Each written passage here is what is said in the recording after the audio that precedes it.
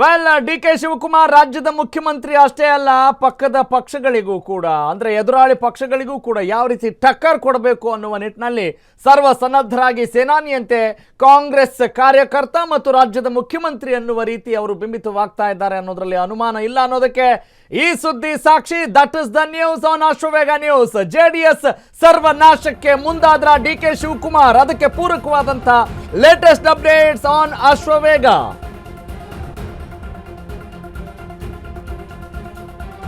ಇರೋ 18 ಶಾಸಕರಲ್ಲಿ 12 ಶಾಸಕರಿಗೆ ಗಾಳ ಹಾಕ್ದಂಗೆ ಕಾಣ್ತಾ ಇದೆ.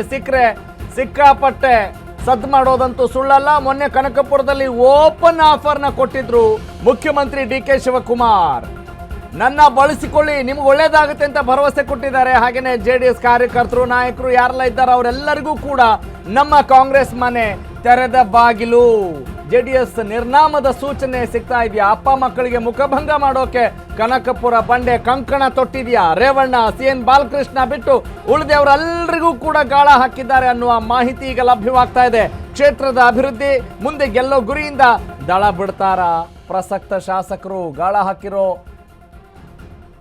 ಗಾಳ ಹಾಕಿಸಿಕೊಂಡಂತ ಶಾಸಕರು ಯಾರು ಅನ್ನೋದನ್ನ ನೀವು ನೋಡಬಹುದು. ಎಸ್, ನೀವು ಸ್ಕ್ರೀನಲ್ಲಿ ಗಮನಿಸ್ತಾ ಹೋಗ್ಬೋದು.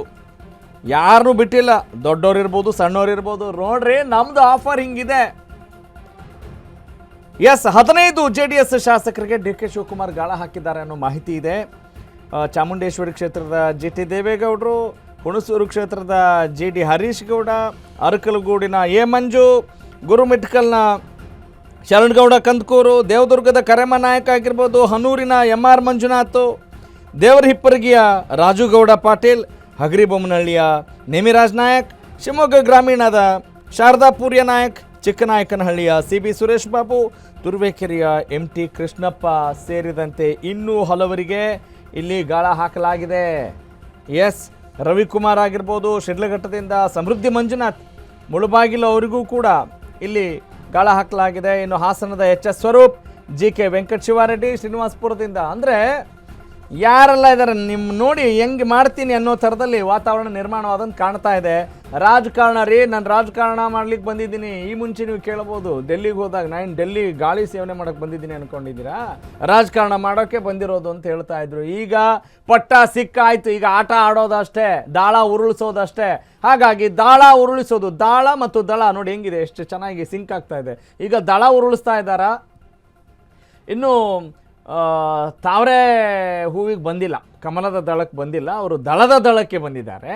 ಅಂದರೆ ಅಲ್ಲಿ ಅವರಿಗೆ ಈಗ ಗೊತ್ತಿರ್ಬೋದು ನಿಮಗೆ, ಒಂದು ಸಮುದಾಯದ ಪ್ರಬಲ ನಾಯಕರು ಇದ್ದಾಗ ಅಲ್ಲಿ ರೈವಲ್ರಿ ಸಹಜವಾಗೇ ಇರುತ್ತೆ. ಮತ್ತು ರಾಜಕಾರಣದ ಪಟ್ಟು ಅಂತ ಗಮನಿಸಿದಾಗ ಡಿ.ಕೆ. ಶಿವಕುಮಾರ್ ಆಗಿರಬಹುದು ಮತ್ತು ಡಿ.ಕೆ. ಸುರೇಶ್ ಅವರಾಗಿರ್ಬೋದು, ಎಚ್.ಡಿ. ಕುಮಾರಸ್ವಾಮಿ ಮತ್ತು ದೇವೇಗೌಡರ ಕುಟುಂಬ ಅಂತ ಬಂದಾಗ ಅವರು ಯಾವ ರೀತಿ ರಿಯಾಕ್ಟ್ ಮಾಡ್ತಾ ಇದ್ರು, ಯಾವ ರೀತಿಯಾಗಿ ನಮಗೆ ಸವಾಲುಗಳನ್ನು ಜೆ.ಡಿ.ಎಸ್ ಪಕ್ಷದವ್ರು ಕೊಟ್ಟರು, ಅದರಲ್ಲೂ ಪ್ರಮುಖವಾಗಿ ಕುಮಾರಸ್ವಾಮಿ ಮತ್ತು ದೇವೇಗೌಡರು ಅನ್ನೋದನ್ನು ಬಹಳ ಮಾರ್ಮಿಕವಾಗಿ ಹೇಳ್ತಾ ಇರ್ತಾರೆ ಬಹಳಷ್ಟು ಸಂದರ್ಶನಗಳಲ್ಲಿ. ನೀವು ಕೂಡ ಗಮನಿಸಿರ್ಬೋದು.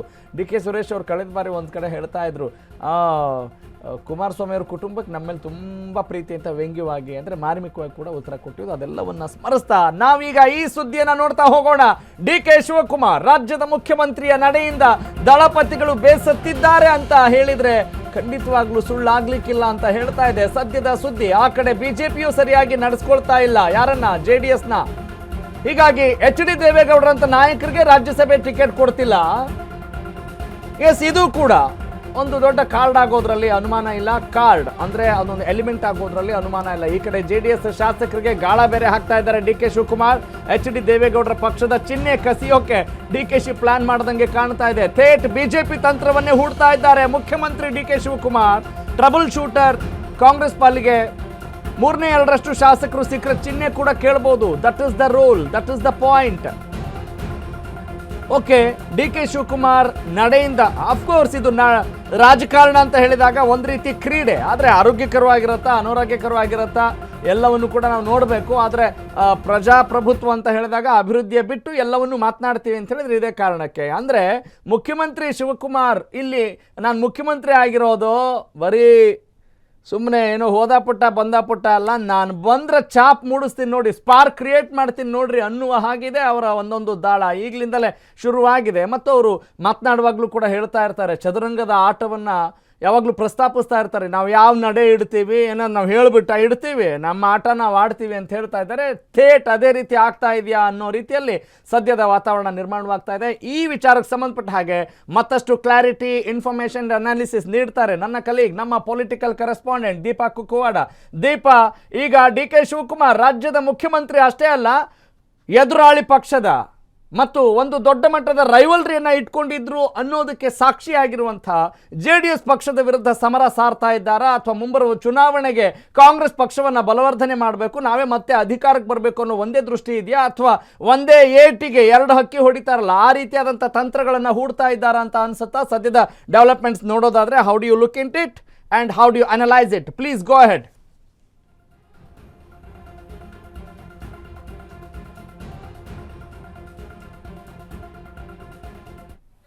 ರಾಘವ್ ಸೂರ್ಯ, ನೀವು ಹೇಳಿದಂತೆ ಒಂದೇ ಕಲ್ಲಲ್ಲಿ ಎರಡು ಹಕ್ಕಿ ಅಂದ್ರೆ ತಪ್ಪಾಗ್ಲಿಕ್ಕಿಲ್ಲ.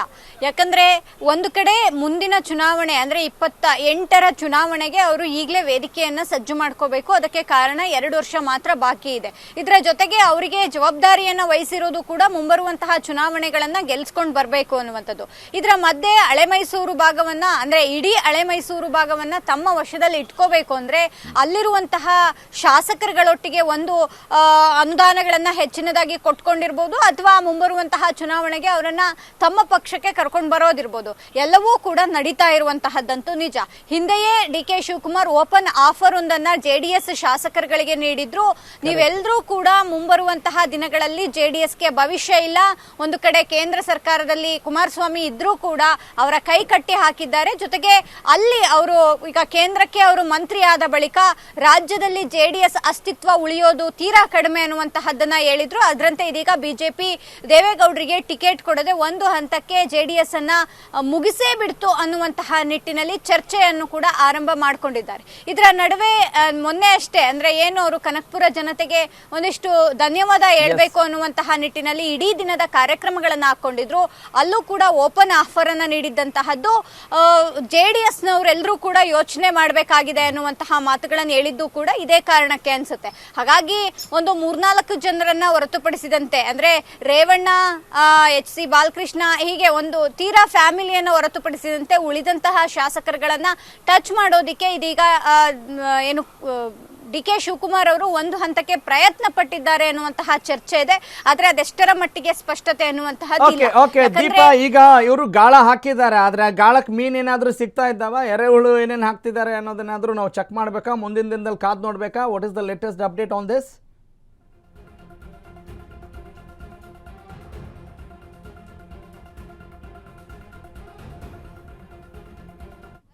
ಈಗ ಅಂದ್ರೆ 2 ವರ್ಷದ ಏನು ಚುನಾವಣೆ ಇನ್ನೂ ಇದೆ, ಯಾರೂ ಕೂಡ ಯಾವುದೇ ಪಕ್ಷದ ಶಾಸಕ ಆಗಿರಬಹುದು ಅವರು ತಕ್ಷಣಕ್ಕೆ ಅವರ ಗಾಳಕ್ಕೆ ಬೀಳ್ತಾರೆ ಅನ್ನುವಂಥದ್ದಿಲ್ಲ. ಇವೆಲ್ಲವೂ ಕೂಡ ಮಾತುಕತೆ ಹಂತದಲ್ಲಿರುತ್ತೆ, ಅಥವಾ ಮುಂಬರುವಂತಹ ಚುನಾವಣೆಗಳಲ್ಲಿ ಎಸ್ಪೆಷಲಿ 28ಕ್ಕೆ ಆ ಪಕ್ಷಕ್ಕೆ ಹಾರಿದ್ರು ಅನ್ನುವಂತಹದ್ದು ಆಶ್ಚರ್ಯಕರ ವಿಚಾರಗಳೇನು ಅಲ್ಲ. ಹಿಂದೆ ಅಂತಹ ಸಾಕಷ್ಟು ಉದಾಹರಣೆಗಳನ್ನು ಕೂಡ ನೋಡಿದ್ದೇವೆ. ಅದಕ್ಕೆ 17 ಜನ ಶಾಸಕರುಗಳೇ ಒಂದ್ ರೀತಿಯಾಗಿ ಉದಾಹರಣೆ ಅಂದ್ರೆ ತಪ್ಪಾಗ್ಲಿಕ್ಕಿಲ್ಲ. ಹಾಗಾಗಿ ಸದ್ಯದ ಮಟ್ಟಿಗೆ ಈ ರೀತಿಯಾದಂತಹ ಪ್ರಯತ್ನಗಳು ನಡೀತಾ ಇರಬಹುದು. ಆದ್ರೆ ಇದನ್ನ JDS ನ ವರಿಷ್ಠರುಗಳು ಯಾವ ರೀತಿಯಾಗಿ ತೆಗೆದುಕೊಳ್ತಾರೆ ಅನ್ನುವಂತಹದ್ದು ಕೂಡ ಮುಖ್ಯವಾಗುತ್ತೆ. ನೋಡ್ಬೇಕಾಗತ್ತೆ. Absolutely you are right Deepa, ಧನ್ಯವಾದ ತಮ್ಮೆಲ್ಲ ಮಾಹಿತಿ ಮತ್ತು ವಿಶ್ಲೇಷಣೆಗಾಗಿ. ಒಂದಂತೂ ನಿಜ, ರಾಜ್ಯದ ಮುಖ್ಯಮಂತ್ರಿಯಾಗಿ ಡಿ ಕೆ ಶಿವಕುಮಾರ್ ಅಖಾಡಕ್ಕಿಳಿದಿದ್ದಾರೆ. ಅಷ್ಟೇ ಅಲ್ಲ, he has begun the show, he has begun the game. ಅಂದ್ರೆ ಈಗ ಆಟವನ್ನ ಶುರು ಮಾಡಿದ್ದಾರೆ. ಚದುರಂಗದ ಆಟದ ಪ್ರಸ್ತಾಪವನ್ನು ಅವ್ರು ಯಾವಾಗಲೂ ಮಾಡ್ತಾ ಇರ್ತಾರಲ್ಲ, just he moved his pawn. ನೋಡ್ತಾ ಇದ್ದಾರೆ, ಆಡ್ತಾ ಇದ್ದಾರೆ. ಆರಂಭಿಕ ಹಂತದಲ್ಲಿ ಏನೇನು ಬೇಕೋ, ಕಲ್ಲು ಒಗಿಬೇಕೋ, ಯಾವ ನಿಟ್ಟಿನಲ್ಲಿ ಏನು ಮಾಡಬೇಕು ಎಲ್ಲವನ್ನು ಮಾಡ್ತಾ ಇದ್ದಾರೆ. ಆ ಕಲ್ಲಿಗೆ ಅಥವಾ ಮಂತ್ರಕ್ಕೆ ಎಷ್ಟು ಮಾವಿನಕಾಯಿ ಉದುರುತ್ತೆ, ಅಥವಾ ಯಾವೆಲ್ಲ ಶಾಸಕರು ಇವರ ಗಾಳಕ್ಕೆ ಸಿಗ್ತಾರೆ ಅನ್ನೋದನ್ನು ಕೂಡ ಮುಂದಿನ ಹಂತದಲ್ಲಿ ಕಾದು ನೋಡಬೇಕಾಗುತ್ತೆ. ಹಾಗೆಯೇ at the same time we cannot neglect opponent also.